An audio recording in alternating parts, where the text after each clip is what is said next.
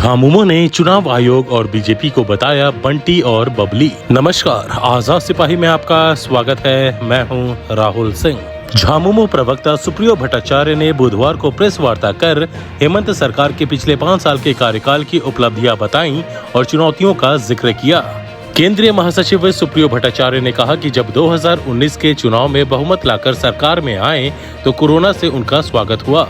2 साल कोरोना की लड़ाई में बीत गए और जब इससे बाहर आए तो फिर सरकार को गिराने की साजिश शुरू हो गई।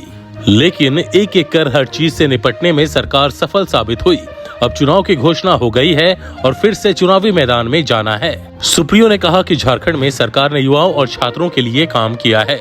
अब चुनाव में इन उपलब्धियों को लेकर जनता के पास जाएंगे। उन्होंने कहा कि पहले हरियाणा का चुनाव महाराष्ट्र के साथ होता था, लेकिन इस बार हरियाणा में अकेले चुनाव कराया गया और झारखंड महाराष्ट्र एक साथ हो रहा है।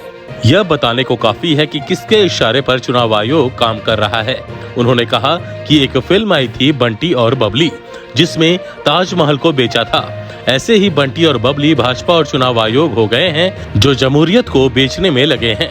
उन्होंने कहा कि पहले चरण में 43 सीट पर ही चुनाव की घोषणा क्यों हुई, 47 भी हो सकती थी। इसमें मांडू और रामगढ़ और खिजरी का नाम नहीं है। सुप्रियो ने कहा कि मुख्य चुनाव आयुक्त ने कहा कि कुछ तो लोग कहेंगे, लोगों का काम है कहना, छोड़ो बेकार की बातें। जेएमएम नेता ने कहा कि इस दौरान मुस्कुराहट ही बता रही थी कि कुछ तो घपला घोटाला होने वाला है। उन्होंने कहा कि मांडू 2 जिले में आता है, रामगढ़ और हजारीबाग।